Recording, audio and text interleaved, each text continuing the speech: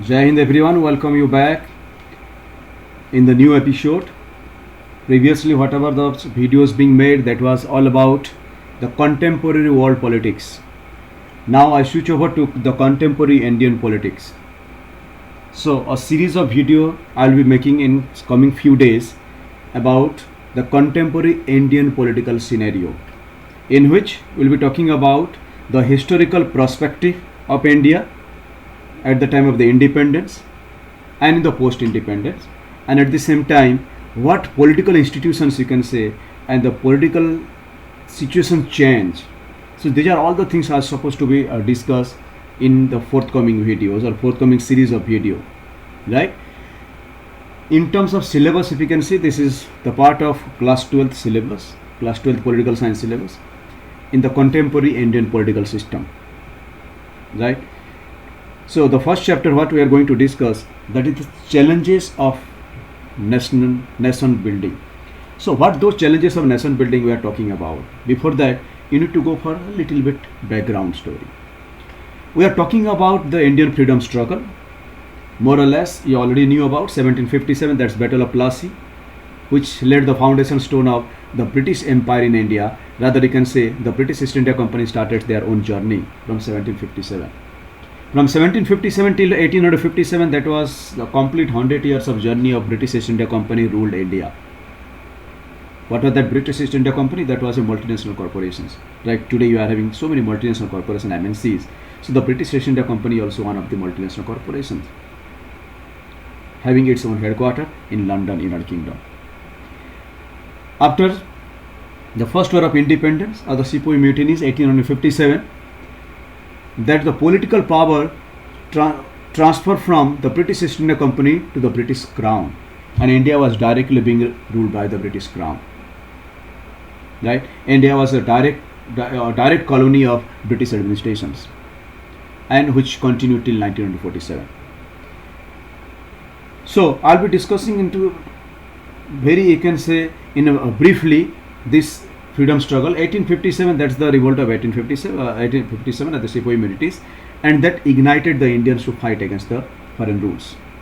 1885, Indian National Congress, the formation of the Indian National Congress, said to be the first ever political organization with the joint effort of Indian intellectuals and British officials. This organization was formed, and the basic objective was the Britishers or the British Parliament, they wanted a political organization, an organization who is going to represent the country. That's why for their own interest the organization was formed, and the founding fathers of the Indian National Congress are otherwise known as Allan Octavian Hume, one of the civil servant, British civil servant in India.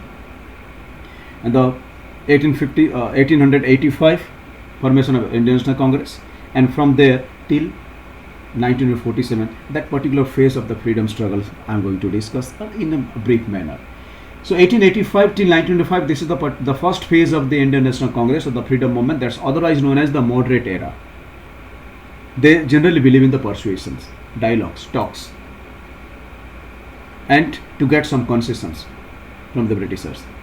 Gopal Krishna Gokhale, Surendranath Banerjee, Umesh Chandra Banerjee, Dadabhai Nauroji, these are all those important leaders at that time. From 1905, a remarkable in the history of India. Why?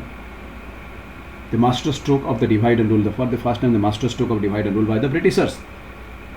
Bengal got divided into East Bengal and West Bengal.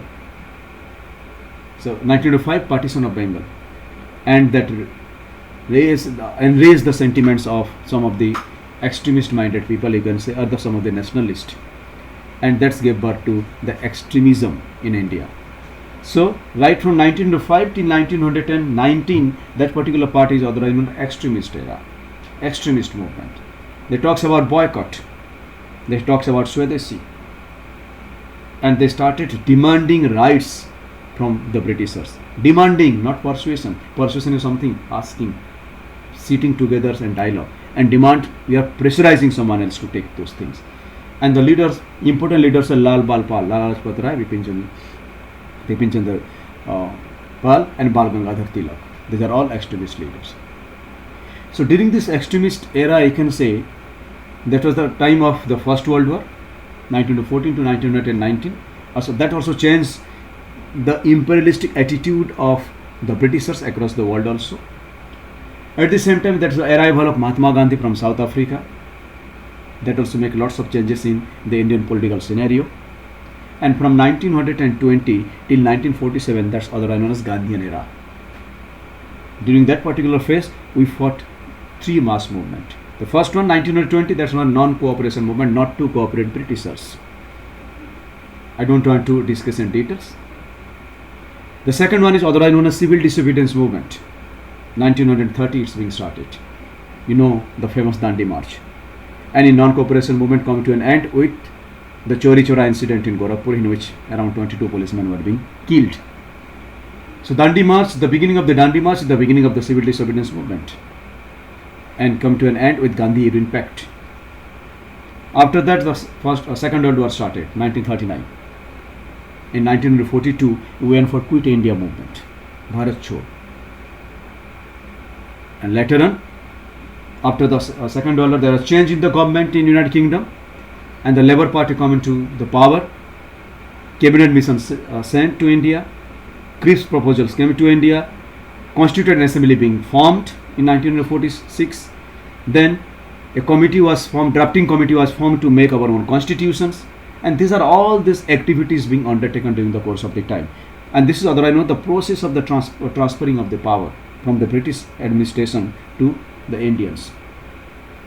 And finally, Lord Mountbatten, the last viceroy and the first governor of the Free India, he came to India with a master stroke plan that's known as divide and rule. And India got divided into India and Pakistan. At that time, Pakistan was having East Pakistan and the West Pakistan. East Pakistan was the present Bangladesh. On 14th of August 1947, Pakistan got independence, and on 15th of August 1947, India got independence. So now, in this particular chapters, we will talk about challenges on the eve of the independence, challenges on the independence. Independence तो हुआ, लेकिन कितना सारे challenges. You know that whenever you are having any transaction of the power का जो फेरबदल होता है, transaction होता है, तो lots of challenges that a particular country has to face. But India में बहुत ऐसा नहीं था, because हम पहले से प्रिपरेशन कर रहे थे. 1945-46 मतलब लगभग 1.5-2 साल से प्रिपरेशन करते आ रहे थे कि ग्रेजुअल ट्रांसफर ऑफ पावर हो. एंड हम कॉन्स्टिट्यूएंट असेंबली बना चुके थे, हम ड्राफ्टिंग कमेटी बनाते थे जो कि हमारे लिए कॉन्स्टिट्यूशन बनाए, जो हमारे लिए बेस्ट सुइटेबल हो. This are all the process was already on, you can say. इसलिए बहुत सारा परेशानी तो नहीं था, लेकिन स्टिल कहीं भी किसी भी कंट्री में कोई अगर ट्रांजेक्शंस होते हैं, इंपीरियलिज्म से द डेमोक्रेसी में जाना हो, या उस कंट्री अगर छोड़ के आपको जाता है, तो lots of changes taken place and lots of challenges we face. Out of the first one is note, would India survive as a united nation? India is a country with more than 1562 languages, different culture, different food habits, different religious communities live in India. So it become very difficult, you can say, to have a united India. So it was a great challenge. But the father of the constitutions, they made India in such a manner that we overcome with all those things. Like in terms of the language, they made 22 scheduled language. In terms of religion, India is a secular country. Like that, so many things, so many challenges that we overcome during that particular course of the time. The second challenge can be democratic practices according with the constitutions. India was ruled by a monarchy, you can say, along with the imperialist, and transaction सीधा democratic transaction, it's a very difficult aspect, क्योंकि हमें भी आदत नहीं था, ना लोगों को आदत था, ना एडमिनिस्ट्रेटिव प्रैक्टिसेस हम लोगों को पता था. बट कॉन्स्टिट्यूशन हमारा इतना बेहतर तरीके से बनाया गया था कि हमें कहीं कोई दिक्कत नहीं हुआ कि डेमोक्रेटिक प्रैक्टिसेस को स्टार्ट करने के लिए. And that all the credit goes to the drafting committee along with B.R. Ambedkar. So हमें democratic practices, democratic it is system, that's a practice, you can say, in accordings with the constitution. It's a very challenging aspect, but yes, we overcome. And from time to time our constitution being made in such a way that जैसे जैसे जरूरत पड़ेगा आगे हम constitutions को change कर सकते हैं, so that we are changing, that's otherwise known as amendment, and that's why our Indian constitution is otherwise known as a living document. ये absolute कभी नहीं हो सकता है. And the last one is welfare society and development of society. This was the mantra of India. हमें एक welfare society में पूरे लोगों का भलाई करते हुए चले, साथ में सोसाइटी का भी डेवलपमेंट हो और देश का इकोनॉमिक डेवलपमेंट भी हो.